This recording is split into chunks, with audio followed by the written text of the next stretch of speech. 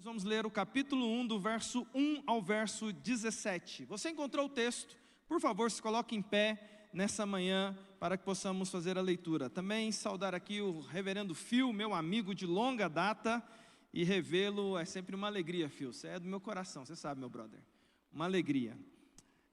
Levítico capítulo 1, do verso 1 ao verso 17. Eu vou ler, os irmãos acompanhem em suas respectivas Bíblias. Diz assim: chamou o Senhor a Moisés e, da tenda da congregação, lhe disse: fala aos filhos de Israel e dize-lhes: quando algum de vós trouxer oferta ao Senhor, trareis a vossa oferta de gado, de rebanho ou de gado miúdo. Se a sua oferta for holocausto de gado, trará macho sem defeito, à porta da tenda da congregação o trará, para que o homem seja aceito perante o Senhor.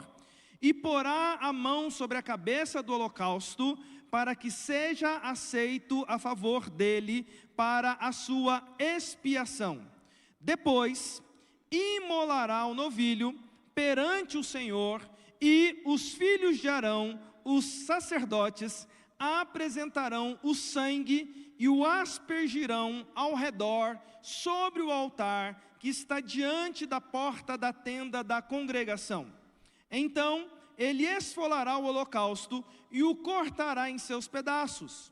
E os filhos de Arão, o sacerdote, porão fogo sobre o altar e porão em ordem lenha sobre o fogo. Também os filhos de Arão, os sacerdotes, colocarão em ordem os pedaços, a saber, a cabeça e o redenho, sobre a lenha que está no fogo sobre o altar. Porém, as entranhas e as pernas, o sacerdote as lavará com água e queimará tudo isso sobre o altar. É holocausto, oferta queimada de aroma agradável ao Senhor. Se a sua oferta for de gado miúdo, de carneiros ou de cabritos, para holocausto, trará macho sem defeito, e o imolará ao lado do altar para o lado norte, perante o Senhor. E os filhos de Arão, os sacerdotes, aspergirão o seu sangue em redor sobre o altar. Depois, ele o cortará em seus pedaços, como também a sua cabeça e o seu redenho, e o sacerdote os porá em ordem sobre a lenha que está no fogo sobre o altar. Porém, as entranhas e as pernas serão lavadas com água, e o sacerdote oferecerá tudo isso, e o queimará sobre o altar. É holocausto, oferta queimada, de aroma agradável ao Senhor. Se a sua oferta ao Senhor for holocausto de aves, trará a sua oferta de rolas ou de pombinhos. O sacerdote a trará ao altar, e com a unha lhe destroncará a cabeça, sem a separar do pescoço, e a queimará sobre o altar. E o seu sangue ele o fará correr na parede do altar. Tirará o papo com as suas penas e o lançará junto ao altar para o lado oriental, no lugar da cinza. Rasgá-la pelas asas, porém não a partirá. O sacerdote a queimará sobre o altar, em cima da lenha que está no fogo. É holocausto, oferta queimada, de aroma agradável ao Senhor. Só até aí eu quero orar com os irmãos nesse momento. Pai, nós bendizemos ao Senhor pela Tua palavra. Palavra lida, palavra que é poderosa, inspirada, palavra que é instrutiva, palavra, ó Deus, que nós, ao nos reunirmos nessa manhã para estudarmos, no aniversário da Igreja Presbiteriana Pioneira, nós queremos pedir ao Senhor graça sobre nossas vidas para que possamos compreender o texto. Ó Deus, temos aqui apontamentos, instruções a trazer à Tua igreja nessa manhã, com muito zelo, com muito temor e tremor, diante da presença de um Deus santo, que é o Senhor. E nessa manhã, ó Deus, que o Senhor abençoe esta amada igreja. Pai, que a Tua palavra chegue aos corações, que o Teu Espírito Santo venha nos instruir naquilo que o Senhor tem para o Teu povo nessa manhã. Pai, eu quero, diante desse texto, ó Deus, pedir ao Senhor perdão pelos nossos pecados. Perdão ao Senhor pelas nossas faltas, faltas que nós cometemos por pensamentos, por palavras e também por ações. Se alguém chegou aqui nessa manhã, ó Deus, com alguma falta não confessada ao longo da semana, neste momento, ó Deus, antes de avançarmos, queremos pedir ao Senhor, perdoa o coração, perdoa o teu povo, purifica o teu povo, santifica o teu povo, ó Deus, para que possamos te adorar em espírito e em verdade. E também, ó Deus, ter os nossos ouvidos abertos, os olhos abertos, para entender a palavra do Senhor. Porque sabemos que o pecado faz separação entre nós e o Senhor. E que nessa manhã, ó Deus, todo o pecado seja, ó Pai, purificado pelo sangue de Jesus Cristo. Senhor, nos abençoe na meditação da Tua palavra. Temos um tempo aqui nessa manhã reservado para isso, mas somos uma geração que se distrai muito fácil. Às vezes ficamos pensando naquilo que vamos fazer depois do culto, às vezes ficamos pensando no que vamos fazer ao longo da semana, às vezes começamos a ficar com fome, já pensamos no que vamos almoçar. Senhor, traga todo pensamento cativo à Tua presença nessa hora. Que não haja distração, que não haja pensamentos vagando para outros lugares, que o inimigo não tenha, ó Deus, nenhum tipo de ingerência sobre os nossos pensamentos, que ele não venha lançar pensamentos ou lançar ações da nossa mente para nos distrair, mas que o Espírito Santo traga todo pensamento cativo ao Senhor. Me usa na vida dos meus irmãos, com graça, com autoridade, com sabedoria. Pai, que diminua eu e que cresça o nome do Senhor. Assim, ó Deus, nós oramos e agradecemos por esse tempo que teremos aqui da Tua palavra e agradecemos por tudo que já fizemos até aqui e oramos ao Senhor agradecidos, no nome poderoso e santo do Redentor Jesus Cristo. Amém. Os irmãos podem se assentar. Meu querido irmão, eu quero conversar com vocês nessa manhã sobre o seguinte tema, olhando para o livro de Levítico: princípios da verdadeira adoração. Princípios da verdadeira adoração. Se você gosta de anotar sermão, tema de sermão, tópicos de sermão, o tema dessa manhã, princípios da verdadeira adoração. Nós estamos aqui no terceiro livro do Pentateuco, o livro de Levítico. O livro de Levítico é, sem sombra de dúvida, um livro curioso para nós. O livro de Levítico, sem sombra de dúvida, talvez seja, dentre os livros bíblicos, o livro menos lido pelos evangélicos na nossa geração. A gente ouve pouca pregação em Levítico, porque o livro de Levítico ele é muito complexo, ele é muito desafiador, ele é muito difícil. Mas além da gente ter essa dificuldade, uma dificuldade que eu tenho também, confesso aos irmãos, o livro de Levítico, ele é conhecido aí de uma forma que a gente diga assim, um apelido para se dizer, né? O livro de Levítico ele é conhecido como naufrágio da literatura anual bíblica dos crentes. Começa o ano, o pai desafia a igreja, algum grupo desafia, vamos ler a Bíblia toda no ano, vamos ler ela sequencial. Você começa animado lendo o livro de Gênesis, você anima, vê ali as histórias de Abraão, vê as histórias de Jacó, de José, aquilo te anima o coração, a perseverança de José anima o teu coração, você lê, você atravessa o livro de Gênesis, maravilhoso. Você vai para o livro de Êxodo, ali tem a libertação do povo do Egito, e você vê Deus agindo ali nas 10 pragas, você vê a instituição da Páscoa, você vê Deus levando o povo ali, e Moisés com o povo atravessando o Mar Vermelho, aquilo anima você e você segue na leitura. Chega o livro de Levítico, e meu irmão, no capítulo 1 você já começa a ler e não entende nada, vai para o capítulo 2 você entende menos ainda, e se você chega no capítulo 3, você já é muito perseverante, aí você toma duas decisões. Ou a decisão de naufragar na leitura anual, e você naufraga, na verdade 3 decisões. A primeira você desiste, a segunda você pula e vai para outro livro, depois eu volto aqui, nunca mais volto.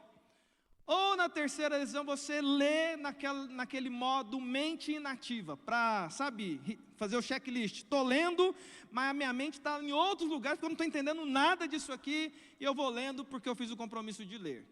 O livro de Levítico ele é desafiador, mas eu quero aqui nessa manhã mostrar para você, de uma forma muito simples, como o livro de Levítico é importante para a nossa vida cristã. Na verdade, eu quero afirmar para você aqui nessa manhã, que todo o princípio de adoração que temos hoje, em 2026, tem como base fundamental o livro de Levítico.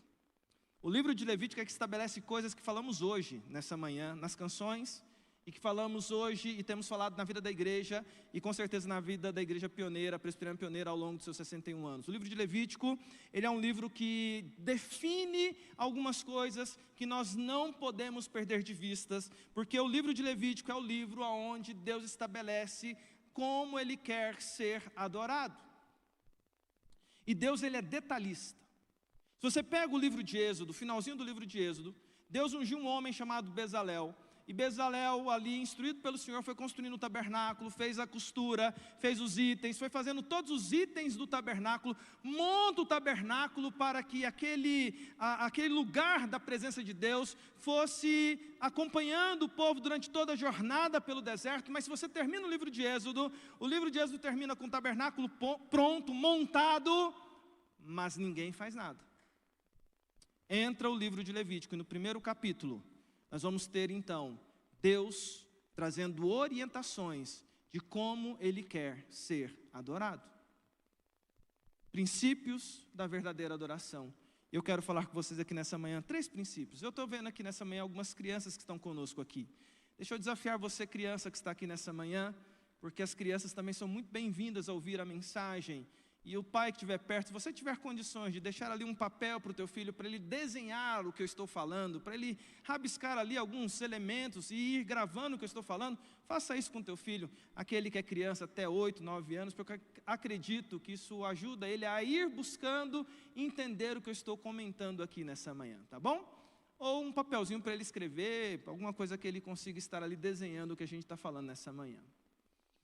Princípios da verdadeira adoração. Qual que é o primeiro princípio da verdadeira adoração que eu quero comentar com vocês aqui nessa manhã? Verso 1, diz lá assim, só a primeira parte. Levítico 1:1, diz assim: chamou o Senhor a Moisés, e da tenda da congregação lhe disse. Só até aí. Chamou o Senhor a Moisés, da tenda da congregação, e lhe disse. Primeiro princípio da verdadeira adoração, se você quiser anotar, é Deus quem nos chama à sua presença. Princípio da verdadeira adoração, é Deus quem nos chama à sua presença. O livro de Levítico começa. Nós sabemos que quem escreveu o Pentateuco foi Moisés. Nós sabemos que Moisés escreve a história da criação, do livro de Gênesis. Moisés escreve também todos os acontecimentos ali durante o período de Êxodo. E agora ele vai descrever para nós como se deram as instruções para que Deus fosse adorado. O livro de Levítico, nesse primeiro momento aqui, é Deus conversando com Moisés, e Moisés registrando tudo aquilo que Deus traz de orientação, da forma como Ele quer ser adorado. E o começo disso tudo, Moisés descreve para nós no capítulo 1, verso 1, quando ele diz assim claramente: chamou Deus a Moisés da tenda da congregação. O que nós temos aqui é que Moisés não toma iniciativa. O que nós temos aqui é que Moisés, ele não é o protagonista. O que nós temos aqui é que Moisés não é aquele que é quem vai fazer e acontecer, como nós muitas vezes ouvimos falar. O que nós temos aqui é Moisés aguardando o direcionamento de Deus, e quando chega o dia, a hora do direcionamento de Deus, o que acontece é que Deus chama Moisés. Eu quero afirmar para você que nessa manhã, que a adoração começa quando Deus nos chama à presença dEle. A adoração começa quando Deus nos convida à presença dEle. O livro de Levítico é um livro interessante, porque se a gente olha para o livro de Levítico, toda a instrução, e aqui a gente fala até numa perspectiva que, se você olha para o Pentateuco, o livro de Levítico está ali em terceiro lugar, ele vai influenciar absolutamente tudo, o que tem antes, o que tem depois, e toda a escritura. E o começo do livro de Levítico, ele é magnífico, porque começa nessa perspectiva. A adoração não começa em nós. A adoração começa em Deus, quando Deus nos convida, nos convoca, nos chama à presença dEle. O que isso quer dizer, em outras palavras, o que isso implica para nós? Eu quero afirmar para você que nessa manhã, em nome de Jesus, dentro da nossa perspectiva bíblica e teologia reformada, dizer para você, meu querido irmão, por mais que você tenha, num aspecto, sentido que foi você que escolheu vir aqui nessa manhã, deixa eu dizer para você, não foi você quem quis vir aqui, foi Deus que soberanamente e poderosamente convocou você, chamou você à presença dEle. Foi Deus quem trouxe você aqui nessa manhã para que Ele fosse adorado através de você. É Deus quem nos chama à presença dEle. Isso é magnífico, irmãos, porque traz algumas implicações e apontamentos. Na perspectiva da Escritura, nós percebemos que o Deus que quer ser adorado chama os seus adoradores para que eles o adorem. O livro de João, capítulo 4, diz que Deus é Espírito e importa que seus adoradores o adorem em espírito e em verdade. Nós temos aqui uma perspectiva que nos apresenta que esse Deus que é soberano e intencional, e nós chamamos isso na teologia bíblica, que nós temos essa teorreferência, nós temos o teísmo como uma perspectiva nossa reformada, teísmo com T, né? Que significa o seguinte: o nosso Deus não é um Deus que criou as coisas e deu corda e deixou para lá. O Deus a quem nós adoramos e servimos é um Deus que interfere na realidade o tempo inteiro. E Ele continua agindo, interferindo. E nessa manhã Ele mais uma vez interferiu na realidade e agiu na realidade, trazendo você à presença dEle. Nós chamamos isso de teísmo prático. Nós muitas vezes somos teístas teóricos, nós acreditamos na criação, queda, redenção, que Deus intervém na história, mas na prática nós somos deístas. O deísta com D é aquele que acredita que Deus fez as coisas, deu corda e não está se importando com o dia a dia. Deixa eu dizer para você, Deus se importa com cada detalhe de cada acontecimento das nossas vidas, porque nós servimos a um Deus imanente, que significa dizer em outras palavras, meu querido irmão, você veio aqui nessa manhã, e onde o povo da Nova Aliança está reunido nessa manhã, ou nesse dia do Senhor, para adorá-lo, não foi porque nós fomos a Ele pela nossa vontade, foi Ele que nessa manhã atraiu um povo que é dEle, para que Ele seja adorado por meio desse povo. O que isso quer dizer? O que isso implica? Implica em bênção e juízo. Meu irmão, se você está aqui nessa manhã celebrando 61 anos da Igreja Presbiteriana, se você tem servido, se você tem estado continuamente nos cultos aos domingos, se você tem servido aqui nessa igreja, como o pastor acabou de citar aí de um irmão que está aqui há tantos anos, se você tem estado aqui servindo nessa igreja, ou em outra igreja presbiteriana, ou em outra igreja evangélica fiel às Escrituras, meu irmão, nessa manhã, isso é bênção, porque Deus continua te chamando à presença dEle.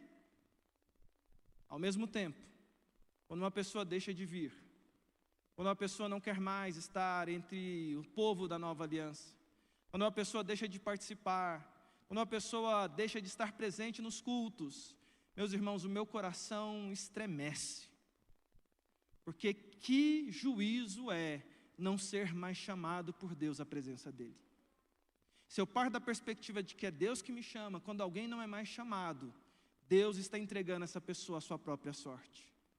Misericórdia, meu querido irmão, porque o fato de você ter sentido vontade de ter vindo aqui nessa manhã, de adorar ao Senhor, isso não nasceu em você, nasceu no próprio Deus, e o Espírito Santo te atraiu à presença dEle nessa manhã, porque Deus continua chamando o seu povo, para que o seu povo adore a Deus em espírito e em verdade. Se você veio aqui nessa manhã, meu irmão, louve a Deus, porque foi Deus quem chamou você à presença dEle. Princípios da verdadeira adoração, é Deus quem nos chama à presença dEle. Ele chamou Moisés, e Ele continua a nos chamar. Em segundo lugar, esse Deus que chama, é o mesmo Deus que estabelece os princípios para que Ele seja adorado.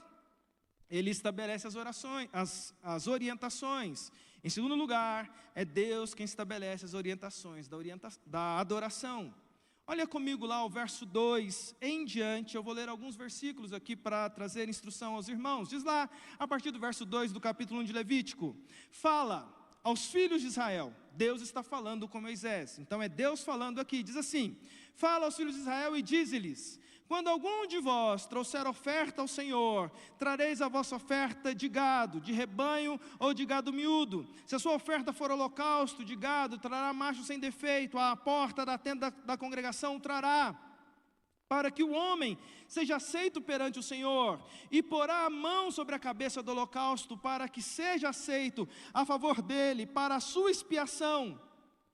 Depois, imolará o novilho perante o Senhor, e os filhos de Arão, os sacerdotes, apresentarão o sangue e o aspergirão ao redor sobre o altar que está diante da porta da tenda da congregação. Então ele esfolará o holocausto e o cortará em seus pedaços. Verso 7, e os filhos de Arão, o sacerdote, porão fogo sobre o altar e porão em ordem lenha sobre o fogo.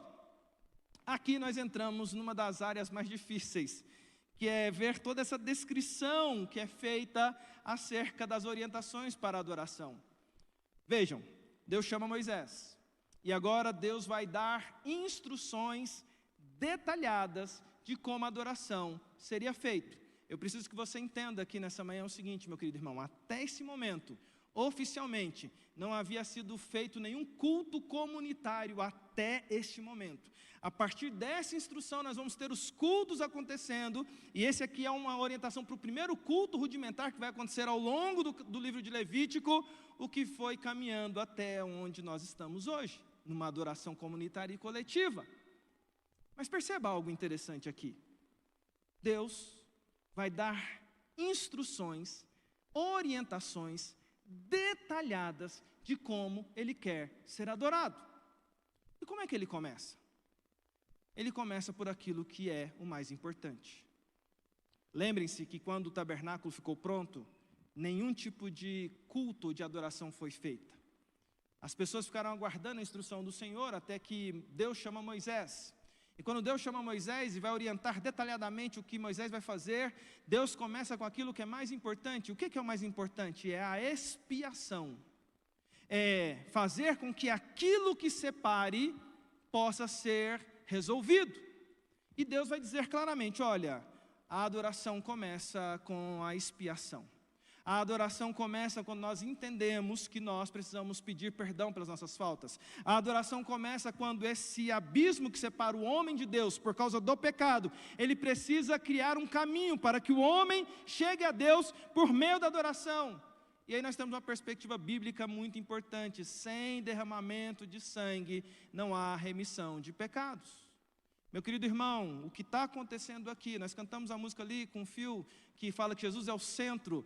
Esse texto aqui, ele aponta para Jesus. Eu vou chegar lá daqui a pouquinho, mas é impressionante perceber essa perspectiva de que Deus estabelece algo importantíssimo de entender. O pecado é algo grave. O pecado é algo sério. O pecado provoca separação. O pecado provocou ruptura. A queda nos afastou por inteiro e completamente de Deus. E quando Deus estabelece a adoração, a primeira coisa, depois de chamar o povo e dizer, olha, como é que vocês vão me adorar? Ele vai trazer instruções detalhadas de como haveria derramamento de sangue. Isso é um negócio que a gente não gosta. Esse é um assunto que a gente olha com um certo olhar de, especialmente nossa geração, a gente olha para esse negócio aqui e fala assim, rapaz, esse negócio aqui é ruim de ler, hein? Corta o gado, esfola o gado, esfola o pombinho, quebra o pescoço do pombinho, arranca as penas do pombo, pega uma parte das pernas, lava. Esse negócio para a gente, ler num culto, a gente fica assim, meu Deus, para que esse negócio de arrancar, de fazer isso? Mas nós precisamos lembrar que o Deus Santo a quem nós servimos, Ele não se contamina com o nosso pecado. E quando Ele vai orientar o povo, Ele vai dizer o seguinte, olha, para vocês se aproximarem de mim, é necessário que vocês sejam expiados, é necessário que vocês sejam perdoados, e eu vou mostrar para vocês como isso acontece. E aqui Ele vai trazer a orientação do sacrifício de animais. Quando a gente pensa sobre sacrifício de animais, em nenhum momento a Escritura ensina que isso foi feito como algo prazeroso. Nós temos muitas vezes um olhar distorcido sobre o passado por causa da quantidade de sacrifícios que eram feitos, e nós meio que pensamos assim, esse pessoal ali era brutal, aquele pessoal ali era irracional, saia matando bicho à torta e direito, como se aquilo ali não fosse importância, não tivesse importância nenhuma. E ainda nós, uma geração dos pets, não é verdade? A geração da defesa dos animais aí, quando a gente lê um negócio dele, fala assim, meu Deus, que brutalidade, que povo é esse? Deixa eu dizer para você aqui nessa manhã, todo o capítulo 1, a orientação não está vindo de Moisés, é Deus orientando Moisés. Quando ele traz essa descrição de como deveria ser morto o gado, como deveria ser morto os pombinhos, as rolinhas, como deveria ser todo o ritual de sacrifício de animal, não pense você que Deus está colocando isso como uma coisa para diversão, pelo contrário. Se você pega o verso 4, olha o que diz o verso 4. Capítulo 1, verso 4 diz assim, e porá a mão sobre a cabeça do holocausto para que seja aceito a favor dele para a sua expiação. O que acontecia era mais ou menos assim, irmãos. Quando alguém agendava de ir no tabernáculo para fazer o culto, para fazer a sua expiação, para pedir perdão pelos seus pecados, e assim ter acesso ao tabernáculo para ter a sua vida livre para adorar a Deus, ele então tinha uma obrigação, ele tinha que escolher ali do que ele tinha, e aqui o texto do capítulo 1 pressupõe pessoas que tinham mais posses ou menos posses. Quando fala das aves é porque eram pessoas que tinham menos posse, então ela tinha ali um pombinho, uma rolinha, para que ele não ficasse sem poder adorar. Deus estabelece para todos da nação de Israel. Mas veja, o caminho era o seguinte caminho, irmãos. O sacerdote então dizia, agendava com aquele que iria fazer a expiação pelo seu pecado, e ele dizia, olha, tal dia eu quero ir fazer a expiação pelas minhas faltas, porque eu falhei com o Senhor, eu quero adorar a Deus, eu quero pedir perdão pelos meus pecados. E aí ele então tinha ali um prazo para ele separar dentre os animais que ele possuía, algum animal que fosse sem mancha, sem mácula, sem defeito, nenhum tipo de situação ali, para evitar inclusive aquela coisa que talvez já naquela época seria um pré-anúncio do jeitinho brasileiro, né? Já que eu tenho que oferecer, eu vou oferecer o pior. Não, era o melhor. Era necessário pegar um filhote do melhor que fosse, sem defeito, sem mancha. E para que isso acontecesse, era necessário que o dono daquele animal, o proprietário, separasse ele do restante do rebanho e ficasse ali um tempo com ele, observando se não estava doente, se não estava mancando, se não tinha nenhuma mancha. E isso fazia desse animal praticamente um pet, ficava perto ali da família, praticamente. No dia da expiação, o verso 4 nos diz a orientação que Deus dá. O indivíduo que ia pedir perdão pelos seus pecados levava o animal nos braços, ou levava ali ao sacerdote, o sacerdote examinava o animal e dava o ok. E aí começava a cerimônia de expiação. Sabe como é que a cerimônia de expiação era? O infrator, o que estava pedindo perdão pelos seus pecados, colocava a mão sobre o animal, isso é literal, o verso 4 diz para nós, ele colocava a mão sobre o animal, e ali, num ritual simbólico, era como se os pecados daquele que infringiu passassem quando ele estendia as mãos para o animal. E ali depois, o sacerdote dava a faca, o cutelo para o pecador. E era ele que ia e degolava o animal. Meu querido irmão, minha querida irmã, não pense que Deus colocou isso para que fosse algo prazeroso. Aquele momento deveria ser um momento de profundo constrangimento. Aquele momento deveria ser um momento de profunda tristeza. Aquele momento deveria ser um momento de um constrangimento, de uma sensação de o coração estar despedaçado. Porque o pensamento é o seguinte: por causa da minha falha, um inocente está sendo morto. Um bichinho que não fez nada está sendo morto por mim mesmo, por causa da minha mazela, por causa da minha dureza, por causa das minhas ações erradas. Um inocente está morrendo em meu lugar. Deus colocou isso de propósito, por dois motivos: para a gente entender como os nossos pecados são graves. Em segundo lugar, para já apontar para o Cordeiro de Deus que tira o pecado do mundo. Esse texto ele é magnífico nesse sentido, porque ele vai apontando, ele vai apontando, ele vai apontando. E aí, meu querido irmão, eu quero chegar aqui em você nessa manhã. Bem, nós tivemos um culto aqui até esse momento maravilhoso. Tivemos aqui o Phil cantando com os irmãos que compõem a banda dele, canções maravilhosas. Nós tivemos oração no começo, mas em nenhum momento eu vi, não tenho visto na igreja presbiteriana do Brasil e nas igrejas evangélicas da nossa geração, nenhum momento em que o nosso pastor Éder, precisa vestir uma vestidura branca, e aí os irmãos aí tragam algum tipo de animal aí, para que haja imolação, para que a gente seja perdoado. Mas deixa eu dizer para você, quem disse? Quem disse para você que o seu pecado não precisa ser confessado? Esse texto aqui, ele é um texto que pré-anuncia algo importantíssimo para nós. Eu quero relembrar você que daqui a 2 semanas nós vamos celebrar a Páscoa, a verdadeira Páscoa. O que é a verdadeira Páscoa?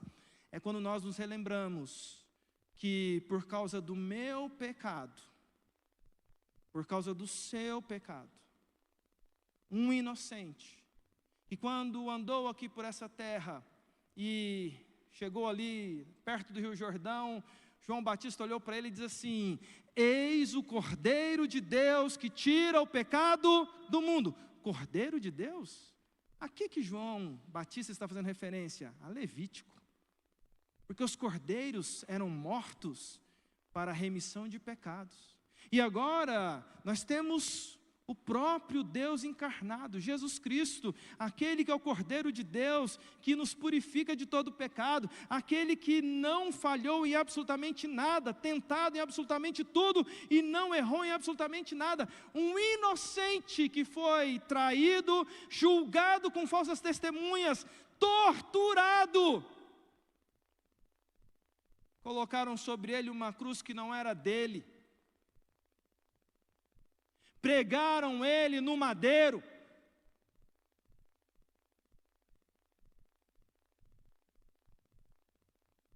E ele morreu.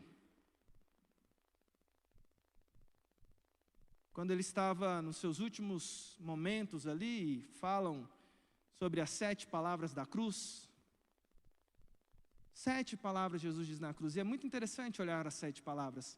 Veja que Jesus fez vários discursos ao longo do seu ministério, mas quando ele está na cruz, ele fala 7 palavras curtas. Por quê? Porque o peso ali da gravidade sobre o seu corpo, e que ia fazendo com que ele não conseguisse respirar direito, praticamente com muita fraqueza. Cada vez, lembre-se disso, meu querido irmão, que Jesus falava uma frase, ele precisava se colocar com força sobre os cravos que estavam nos seus pés, e com as suas mãos que já iam machucando, porque aqueles pregos iam, à medida do tempo, rasgando a sua mão. Ele precisava forçar o seu corpo para pegar ar, assim dizem os estudiosos, e falar uma das frases que ele falava. Ele falou 7 vezes ele fez esse exercício, buscou força e falou frases curtas, porque era o que dava para falar. A última, penúltima, ele diz: tetelestai, está consumado. Sabe o que isso significa, meu querido irmão? Significa que essa frase dá sentido ao nosso culto de hoje. É por isso que hoje, nessa manhã, não foi preciso trazer cordeiros, nem gado, nem cabrito, nem, se alguém tem menos condições, um passarinho. Porque tudo isso aqui que está anunciado por Deus se mantém em Cristo, e se mantém da seguinte forma: sem derramamento de sangue não há remissão de pecados. Princípio da verdadeira adoração: para adorar a Deus eu tenho que ter meu pecado perdoado. E eu digo para você nessa manhã, meu querido irmão, você só está aqui podendo adorar a Deus porque lá na cruz do Calvário Jesus derramou o sangue dele em seu lugar. Mas eu me preocupo muito com isso, porque nós somos uma geração, meus queridos irmãos, que tem dado pouca importância a isso. Quando Deus estabeleceu o princípio lá no Antigo Testamento, o princípio era: quando alguém colocar a mão sobre um cordeiro, sobre o gado, sobre o passarinho, seja o pombinho, a rolinha, ele precisa ficar constrangido, profundamente constrangido, ele precisa ficar envergonhado, ele precisa ficar sem graça, ele precisa entender que por causa dele o inocente morreu. Meu querido irmão, quantas vezes nós fazemos um momento de confissão de pecados na nossa igreja en passant? A gente mal ora pensando ou refletindo sobre os nossos erros. Eu quero relembrar você aqui nessa manhã com o coração e me colocando junto com você aqui nessa manhã. Você só está adorando a Deus nessa manhã, e a sua adoração só é aceita porque o sangue de um inocente foi derramado no seu lugar. Nós precisamos relembrar do constrangimento por causa do nosso pecado. Ou seja, nós muitas vezes temos pecado aí, dando pouco por vou pecar e lá eu faço uma oração e a gente vai vivendo no pecado, vai vivendo no pecado, vai vivendo no pecado, vai vivendo no pecado. Meu querido irmão, pecado tem consequência, e o seu pecado causou a morte do maior amor, ou daquele que deveria ser o maior amor da sua vida, que é Jesus Cristo. Quando eu venho cultuar a Deus, e na hora da confissão de pecados, eu me lembro que porque eu pequei, o maior amor da minha existência, que é o meu Senhor, que me salvou, porque Ele me amou, quando eu me lembro disso, na hora da confissão de pecados, eu deveria prantear, me constranger, me envergonhar. Porque lembre-se, isso não acontece mais de sacrifício de animal, e eu preciso dizer isso para você, é porque Jesus fez o sacrifício perfeito e completo. É por isso que a gente não faz sacrifício de animal mais hoje. Esses aqui apontavam para o Cordeiro de Deus, apontava para Jesus, sempre foi Jesus, sempre apontou para Jesus. Os cordeirinhos, o gado aqui não tinha poder em si, mas já antecipava Jesus. E quando Jesus morreu a nossa morte, nós tivemos livre acesso à comunhão com Ele. Eu quero contar uma rápida história para vocês aqui nessa manhã. Eu me lembro de um dia, em 2017, assim que eu mudei para Campinas, pastor Éder, lá em São Paulo, e eu estava procurando uma igreja, porque como eu fui como capelão, eu não fui transferido como pastor para uma outra igreja, eu fui transferido para o Mackenzie, eu fui convocado pelo Mackenzie para trabalhar como capelão universitário. E aí eu estava procurando algumas igrejas, e muito difícil isso, porque a gente é pastor, a gente gosta de estar na igreja, a gente gosta de pastorear, né? E eu naquela novidade ali, andei em algumas igrejas, só que em algum momento ali eu comecei meio que ter uma sensação de consumista. Ia numa igreja, olhava para o culto, bom. Ia na outra igreja, olhava para o culto, isso aqui é horrível. Ia na outra igreja, assim, nossa, misericórdia, isso aqui eu não frequento nunca. E aí comecei a ir numa igreja, IPCamp, Presbiteriana Central de Campinas, pastor Dado. E aí, irmãos, num dos cultos lá, ele falou assim, irmãos, semana que vem, Páscoa, nós vamos ter uma cantata diferente, coral da igreja, junto com a equipe de louvor da igreja, preparou um musical, venham. Como eu sou aqui de Goiás, nunca tinha visto isso, realmente nunca tinha visto no culto coral, junto com a equipe de louvor, numa cantata. Falei, gente, esse negócio é novo, eu vou assistir. Fui lá, fui. Mas eu lembro de algo no meu coração, irmãos. Eu cheguei naquela manhã na IPCamp como um consumidor. Fui lá para ver o que ia acontecer. Fui lá para ver o coral, fui lá para ver aquele movimento preparado para o povo. E eu estava ali no modo consumidor, crítico, avaliando cada detalhe do que estava sendo apresentado.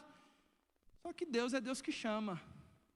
E Deus, às vezes, ao nos chamar, Ele nos chama para trabalhar o nosso coração. E se Deus trabalhar o seu coração aqui nessa manhã, meu irmão, e ferir a sua consciência, glória a Deus por isso.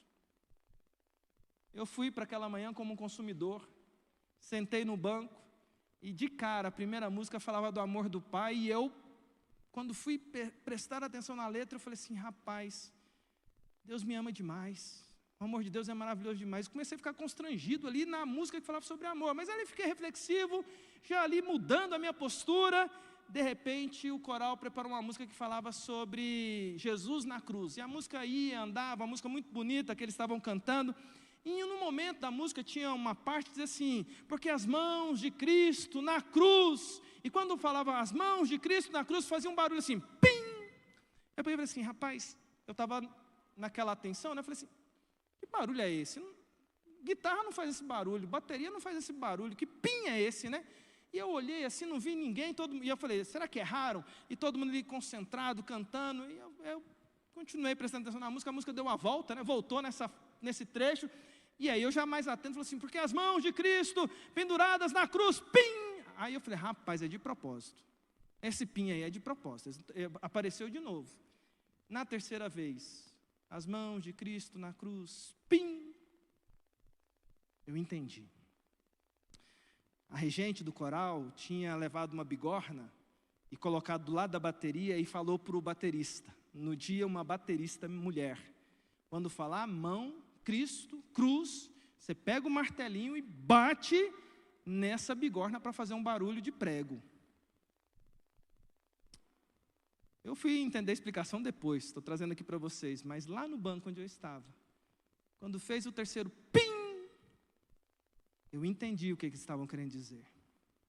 Mesmo eu não estando lá na crucificação do meu rei, na morte do meu redentor, eu entendi que ela queria, a regente, me fazer entender que aquele barulho do pim era uma referência aos pregos sendo colocados nas mãos do maior amor da minha vida, que é o meu Redentor Jesus Cristo. Quando eu entendi, irmãos, o modo automático saiu. E lá onde eu estava, o consumidor deu lugar ao quebrantado. E eu caí aos prantos. E eu comecei a chorar pedindo perdão. Eu comecei a chorar pedindo, Senhor, misericórdia. Senhor, eu não sou nada. Senhor, quem sou eu? Senhor, que arrogância é essa do meu coração? Senhor, que falta de humildade é essa? Senhor, que senso é esse de que eu sou alguma coisa? Eu não sou nada. E eu caí aos prantos, me lembrando que o privilégio de estar naquele lugar com outros irmãos não era por causa de mim, mas era por causa do meu amado Redentor Jesus Cristo, que no meu lugar pegou a minha cruz e a sua cruz, e inocente, porque Ele nunca errou, morreu a minha morte, para pagar os meus sujos e nojentos pecados. Meu irmão, minha irmã, quanto tempo você não chora por causa dos seus pecados? Quanto tempo você não se constrange na presença do Senhor? Quanto tempo você não chega para Deus e fala assim, Senhor, misericórdia, eu tenho falhado e não consigo parar de falhar.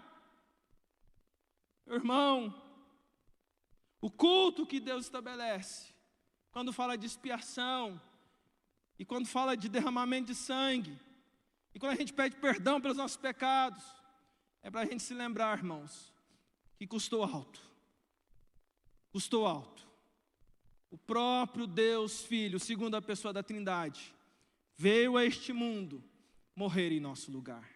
Não despreze o sacrifício de Cristo. Quando você for pedir perdão pelos seus pecados, peça sabendo que a gente não derrama sangue hoje, porque Jesus derramou o sangue dele lá na cruz do Calvário, e o sacrifício dele é suficiente para nós hoje. Aleluia. Em terceiro lugar, e último, eu já estou aqui no tempo, né, pastor? Princípios da verdadeira adoração. Em último lugar, é Deus que não aceita que a adoração seja feita de qualquer jeito. É Deus que não aceita que a adoração seja feita de qualquer jeito. Veja comigo os versos 5, 7 e 11. Eu vou precisar explicar isso para vocês. 5 diz assim: depois imolará o novilho perante o Senhor, e os filhos de Arão, os sacerdotes, apresentarão sangue, e o aspergirão ao redor sobre o altar que está diante da porta da tenda da congregação. 7. E os filhos de Arão, sacerdote, porão fogo sobre o altar, e porão em ordem lenha sobre o fogo. 11. E o imolará ao lado do altar, para o lado norte, perante o Senhor, e os filhos de Arão, são os sacerdotes, aspergirão sangue em redor sobre o altar. Calma lá que eu preciso ler um outro texto com vocês. Abra Levítico 10. Capítulo 10 de Levítico, versos 1 e 2. Diz assim: Nadab e Abiú, filhos de Arão, tomaram cada um o seu incensário e puseram neles fogo. E sobre este incenso, e trouxeram fogo estranho perante a face do Senhor, o que lhes não ordenara. Verso 2. Então saiu fogo de diante do Senhor e os consumiu, e morreram perante o Senhor. Olha que interessante o que está acontecendo aqui. Capítulo 1, Deus está falando. É assim, me adorem assim, me adorem assim. Você vai pegar, depois do sacrifício, vai colocar no altar do holocausto, tem fogo, você pega a brasa, leva para dentro da tenda da congregação, ali vai sair o incenso, isso é aroma suave ao Senhor. Daí que o filho falou na oração dele, como oferta suave a tua presença, por isso, vem de Levítico. Deus vai dando instruções detalhadas. Deus, o nosso Deus, é Deus detalhista. Detalhes, não deixa passar nada. E o tempo dele está falando assim, 5, 7, 11, os filhos de Arão, os filhos de Arão, os filhos de Arão, os filhos de Arão. É responsabilidade deles, orienta eles, passa informação para eles.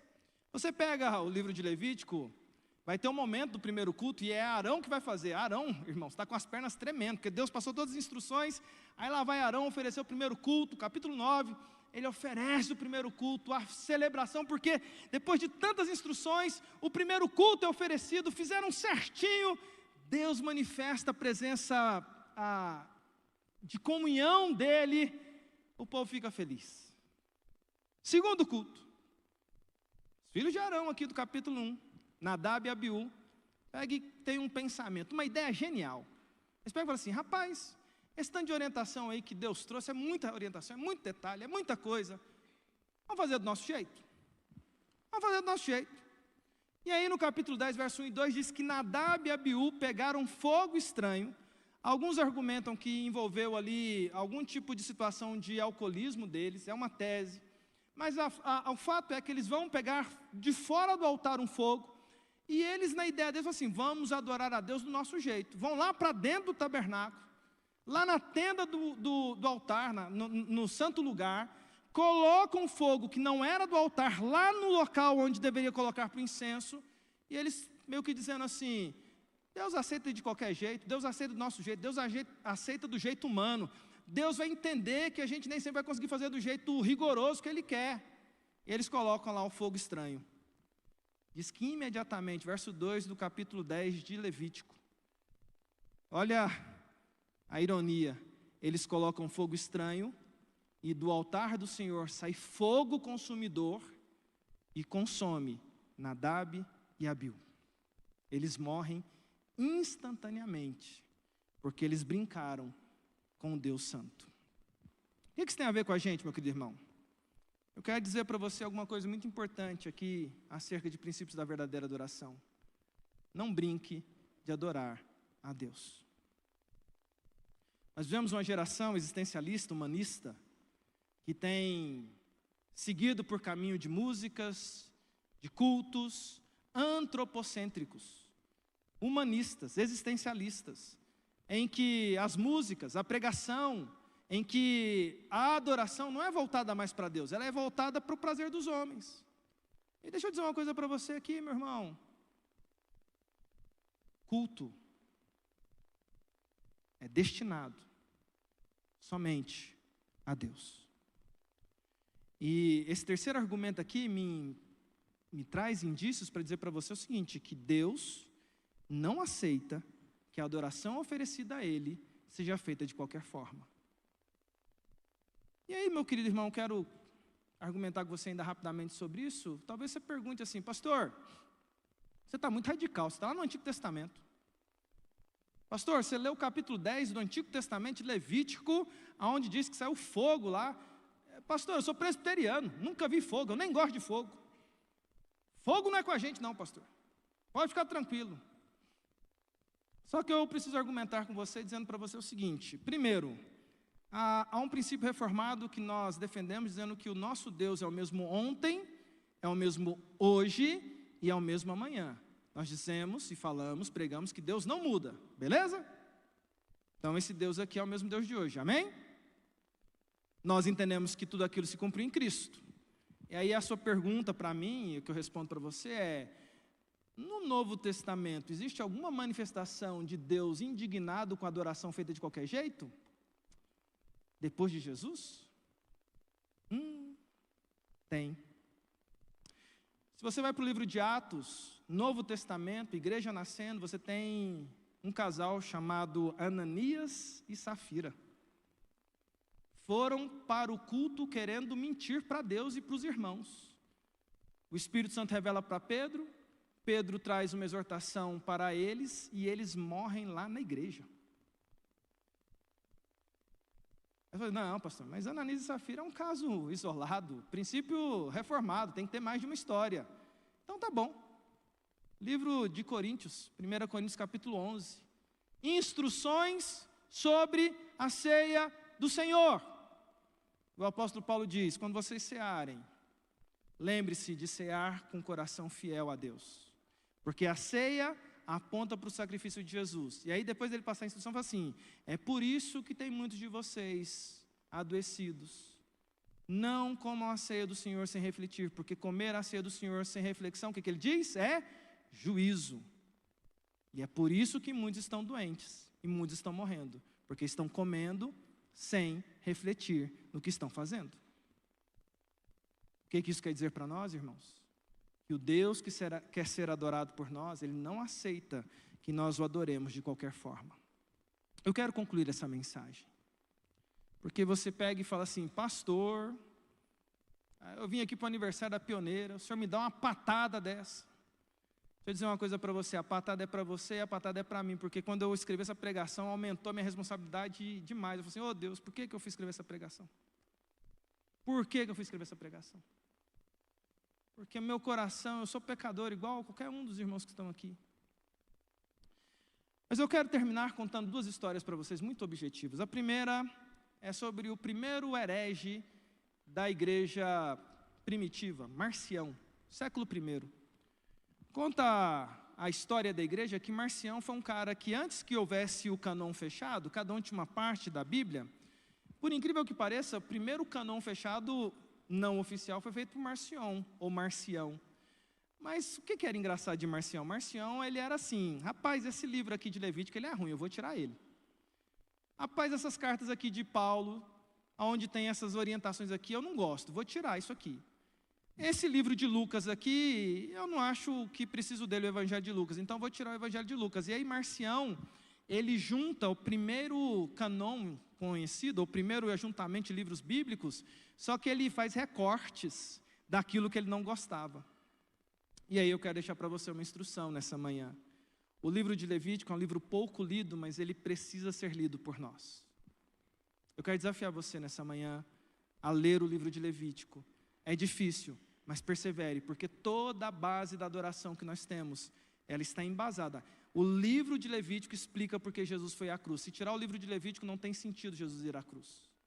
Leia e entenda o livro de Levítico. Eu quero desafiar você. Não recorte o livro de Levítico da sua vida. Ele é importante. Ele é importante. Peça, lê com comentários, lê com outra pessoa ali ajudando. Lê numa versão, eu li aqui a ARA, mas tem a NAA. Leia o livro de Levítico. A primeira coisa, não recorte o livro de Levítico. Não seja Marcião, tirando aquilo que você não gosta de ler. Toda a Escritura é inspirada por Deus, assim diz a própria Escritura. Segunda coisa, e eu termino com essa segunda história, Paul Washer. Paul Washer, quando era criança, ele conta que ele era filho de um fazendeiro lá nos Estados Unidos, e ele conta que quando ele era criança, irmãos, ele pega e fala assim, nossa, quando meu pai ia para a lida da fazenda, ele amava ir, ele pedia para a mãe dele, mãe, deixa eu acompanhar o pai na lida da fazenda hoje. E aí a mãe liberava na fazenda, uma típica fazenda americana, e lá vai o Paul Washer acompanhar o pai na lida da fazenda. E aí diz que o pai do Paul Washer está lá cuidando do pomar, lá das frutas, e lá está o Paul Washer subindo em árvore, caindo em árvore, pegando fruta, correndo de um lado, correndo para o outro.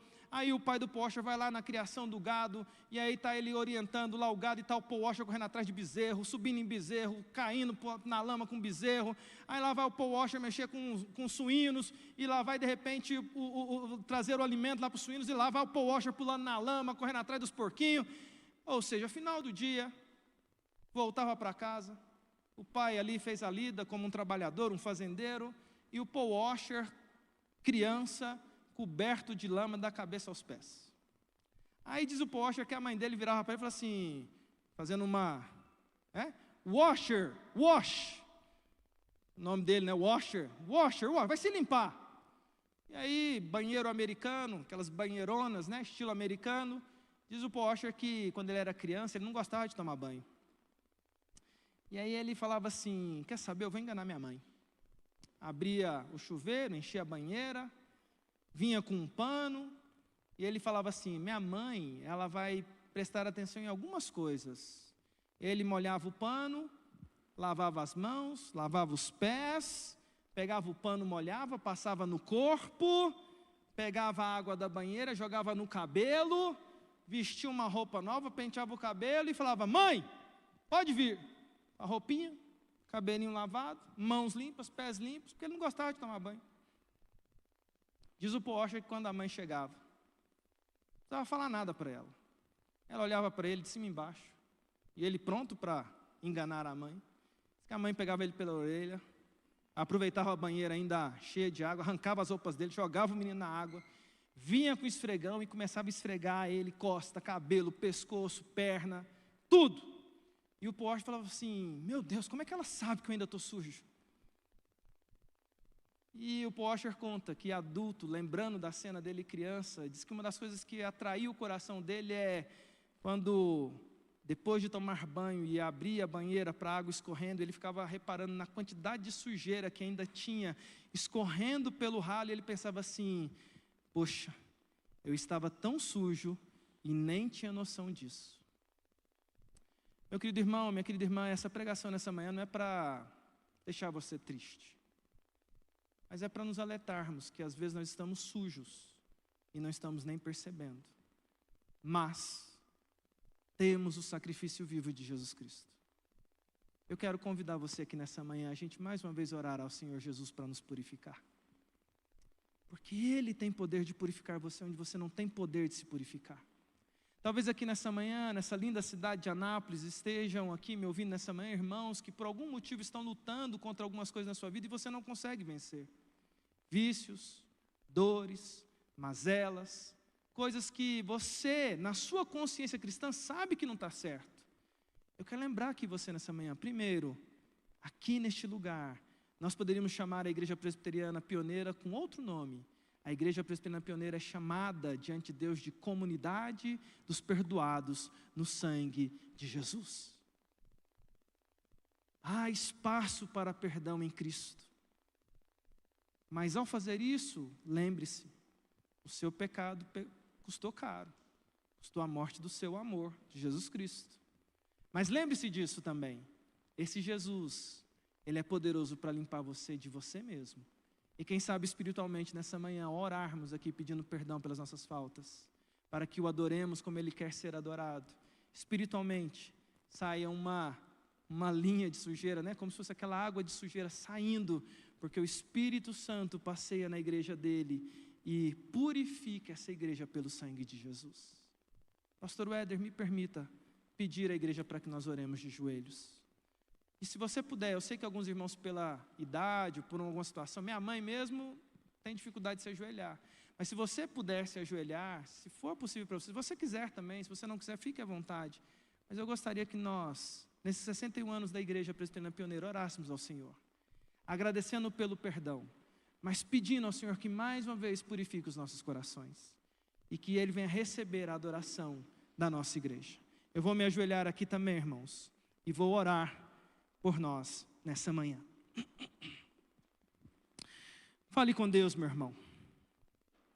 Peça perdão pelas suas faltas. Ele é poderoso para limpar o seu coração. Ô Pai, nós estamos aqui nessa manhã, nessa linda igreja que o Senhor formou aqui na cidade de Anápolis. A Igreja Presbiteriana Pioneira, ó Deus, é uma igreja histórica, abençoadora. Eu fui abençoado, ó Deus, por irmãos que o Senhor colocou nessa igreja. E, ó Deus, para mim é motivo de honra estar aqui com os meus irmãos. Mas, ó Deus, eu quero pedir ao Senhor, o Senhor que conhece o coração da igreja, o Senhor que conhece o meu coração, o Senhor que conhece o coração do teu povo, nós queremos pedir ao Senhor nessa manhã perdão pelos nossos pecados. E queremos pedir, Senhor, perdão quando não nos constrangemos mais. Queremos pedir, Senhor, perdão quando não sentimos mais o peso do nosso pecado. Queremos pedir perdão ao Senhor quando nós não paramos para pensar sobre o nosso pecado e a gravidade dele. Porque o nosso pecado, ó Deus, foi colocado no maior amor das nossas vidas, que é Jesus.